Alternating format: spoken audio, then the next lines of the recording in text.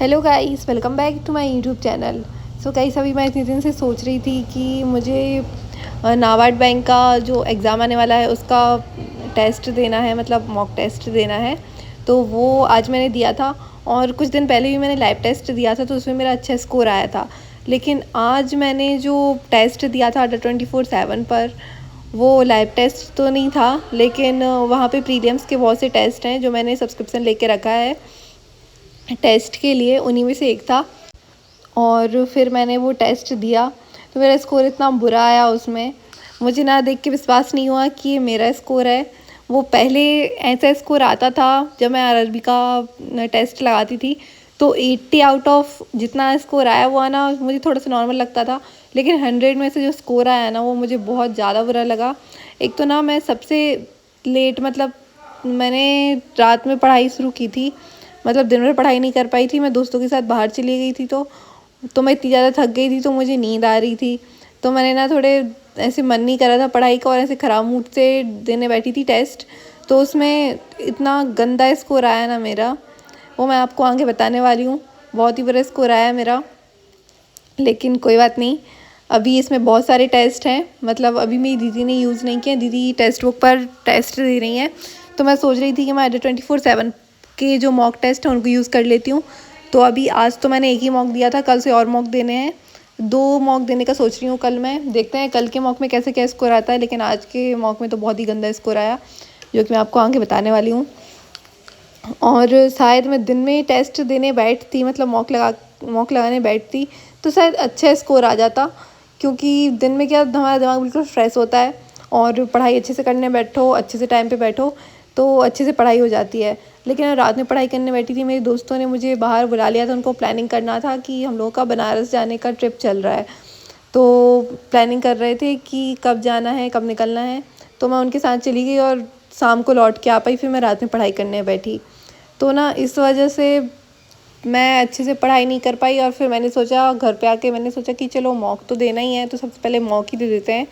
और इस वजह से मैं ज़्यादा पढ़ाई भी नहीं कर पाई, क्योंकि 1 घंटा तो पूरा मॉक में लग गया, 1 घंटे का टेस्ट था ये।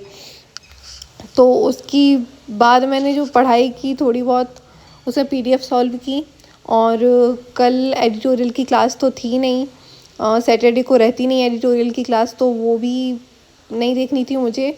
तो बस मैंने कल ये पीडीएफ सॉल्व की और टेस्ट लगाया। उसके बाद मैंने सेक्शनल टेस्ट भी लगाया था रीजनिंग का, तो उसमें मेरा स्कोर अच्छा आया था। मॉक से तो एटलीस्ट बहुत अच्छा आया था। जितना रीजनिंग में मैं मॉक में स्कोर लेके नहीं आई, उतना सेक्शनल टेस्ट में आ गया था। बस थोड़े से गलत ज़्यादा निकल गए थे, तो मैंने एनालिसिस किया कि मेरे गलत किस चीज़ में निकले हैं। पता नहीं क्यों रीजनिंग में मेरा, मुझे ऐसा लग रहा है एक पज़ल ही गलत बन गया था। नहीं, पज़ल गलत नहीं बना था जब मैंने एनालाइसिस किया था। तो कुछ जो ऑनलाइन क्वेश्चंस होते हैं वो ज़्यादा गलत निकल गए थे, और पज़ल के कई क्वेश्चंस जो मैंने पज़ल सही बनाया था, लेकिन उसके क्वेश्चंस मैंने गलत पढ़ लिए थे और गलत टिक कर लिए थे। ये मैं ज़्यादातर करती हूँ, अभी ये ज़्यादा हो रहा है मेरे साथ कि मैं पज़ल के जो क्वेश्चन है वो गलत पढ़ के और गलत टिक कर देती हूँ। इसमें बहुत दिक्कत आ रही है, पूरी दिमाग फोकस के साथ नहीं कर रही हूँ शायद मैं पढ़ाई। जब टेस्ट या मॉक देने बैठती हूँ तो पूरे फोकस के साथ नहीं बैठती हूँ, इसलिए ऐसा हो रहा है। क्योंकि फोकस नहीं रहता जब भी हम क्वेश्चन गलत पढ़ते हैं। लेकिन अब फोकस बनाना है मुझे अच्छे से, अब एग्ज़ाम बस आने ही वाला है। पहले मेरे दोस्त बोल रहे थे कि अभी चलते हैं बनारस, 22 को नहीं, 11 को, 10 को, ऐसे बोल रहे थे। तो फिर मैंने बोला कि रुक जाओ थोड़ा, मेरा एग्ज़ाम आने वाला है, तो फिर उसके बाद ही जाएंगे हम। और हो सकता है कि 21 को मैं एग्ज़ाम दूँ और रात में फिर बनारस के लिए निकल जाऊँ, क्योंकि सब लोगों का बहुत डिले हो गया है मेरी वजह से। तो बस यही है कि अभी ये 10 दिन हैं, इनमें मुझे बहुत अच्छे से पढ़ाई करनी है। उसके बाद एग्ज़ाम अच्छा जाए तो ट्रिप में घूमने में मज़ा आएगा, मन लगेगा मेरा कि अच्छे से एग्ज़ाम करके आई हूँ मैं। ऐसा ना हो कि एग्ज़ाम भी बुरा दे के चली जाऊँ मैं, फिर ट्रिप में भी थोड़ा गिल्ट रहेगा यार कि मैं घूम रही हूँ और एग्ज़ाम तो इतना बुरा दिया मैंने, और पढ़ाई पे ध्यान दे नहीं रही हूँ, घूम रही हूँ बस, ऐसा लगेगा फिर मुझे। इसलिए अच्छे से फोकस करना है पढ़ाई पे, तो थोड़ा अच्छा सा एग्ज़ाम जाए मेरा। बाकी देखते हैं कैसा क्या होता है। पहले तो मॉक में ही अच्छे स्कोर लेके आने हैं। मैंने लाइव टेस्ट दिया तो उसमें मेरे 50 अटैम्प्ट कर लिए थे मैंने, मतलब 50 अटैम्प्ट ज़्यादा किए थे मैंने, और स्कोर मेरा 50 आया था। लेकिन इसमें इसमें तो मेरा स्कोर इतना बुरा आया, और अटैम्प्ट भी मैंने जो किए थे वो बहुत से गलत निकल गए। तो बहुत गंदी गुस्सा आ रही थी मुझे कि यार ये क्या हो रहा है, एग्ज़ाम आने वाला है और मॉक का स्कोर ऐसा आ रहा है। ऐसे दीदी मुझसे बोल रही थी कि जैसा मॉक रहता है उससे पेपर तो बहुत ईज़ी आता है, ऐसा मैंने भी देखा है। अभी मैंने 3 पेपर दिए हैं, तो उनमें ऐसा देखा है मैंने कि पेपर तो ईज़ी आ जाता है जैसे हम मॉक देते हैं उससे, लेकिन फिर भी कम से कम मॉक में तो अच्छे आने चाहिए ना, तभी तो कहीं जाके एग्ज़ाम में उससे थोड़े ज़्यादा आएंगे। और इसका कट ऑफ तो कम पे तो गिरता नहीं है, इस पे हाई ही जाता है इसका। और एक तो मैं जनरल कैटेगरी से हूँ तो और दिक्कत है। थोड़ी एससी वालों जैसा नहीं है कि उनका स्कोर मतलब उनका कट ऑफ तो बहुत कम जाता है, बहुत नहीं लेकिन कम तो जाता ही है, लेकिन जनरल वालों का तो हमेशा हाई जाता है। और ये मेरा जो स्कोर था वो 36 आया था, जो कि बहुत बहुत बुरा स्कोर था। मुझे देख के विश्वास नहीं हुआ कि मैंने ऐसे कैसे ये मॉक लगाया कि मेरा इतना गंदा स्कोर आ गया। फिर उसके बाद मैंने एनालिसिस किया कि कहाँ पे मैंने गलती की है, और मुझे पता चला कि मैंने बहुत सी जगह गलती कर दी थी। फिर वो गलतियाँ मुझे सुधारनी है कल के मॉक में।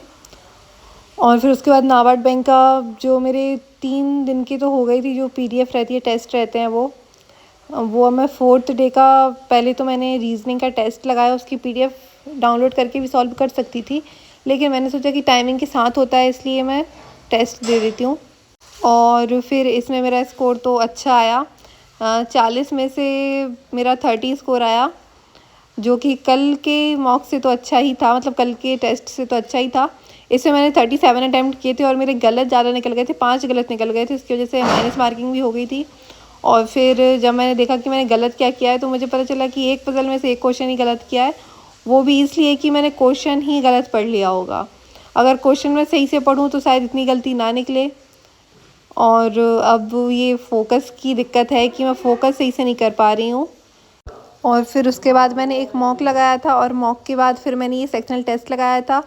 इसके बाद बस मैंने पीडीएफ ही सॉल्व की थी, कुछ ज़्यादा पढ़ाई नहीं की। और ये जो पीडीएफ मैंने फिर सॉल्व की थी, ये जो मैंने ग्रुप में शेयर की थी वही वाली थी, मैथ्स की, रीजनिंग की और इंग्लिश की पीडीएफ फिर मैं सॉल्व नहीं कर पाई थी। मतलब मॉक में जितनी इंग्लिश पढ़ ली मैंने उतनी पढ़ ली, उसके बाद कहीं और नहीं पढ़ पाई थी, जबकि इंग्लिश में मेरे क्वेश्चन इतने ज़्यादा गलत निकल रहे हैं, लेकिन फिर भी मैं उसकी पीडीएफ अलग से सॉल्व नहीं कर पाई थी। बस रीजनिंग की और मैथ्स की सॉल्व की थी मैंने। और ये जो पीडीएफ है ये मैंने ग्रुप में भी शेयर कर दी थी, कल तीनों पीडीएफ कर दी थी मैंने, इंग्लिश की, रीजनिंग की और मैथ्स की। और जिसके पास मेरा टेलीग्राम चैनल नहीं है वो मेरे चैनल की डिस्क्रिप्शन में जो लिंक डला हुआ है वहाँ से जाके ज्वाइन कर सकता है। डेली मैं पीडीएफ शेयर करती हूँ अपने टेलीग्राम चैनल पर, कभी कभी भूल जाती हूँ लेकिन फिर कोशिश करती हूँ कि मैं डेली ही शेयर करूँ। और अब मैं अपने ब्लॉग को यहीं ख़त्म करती हूँ। मेरे चैनल को सब्सक्राइब करना, वीडियो को लाइक करना। बाय।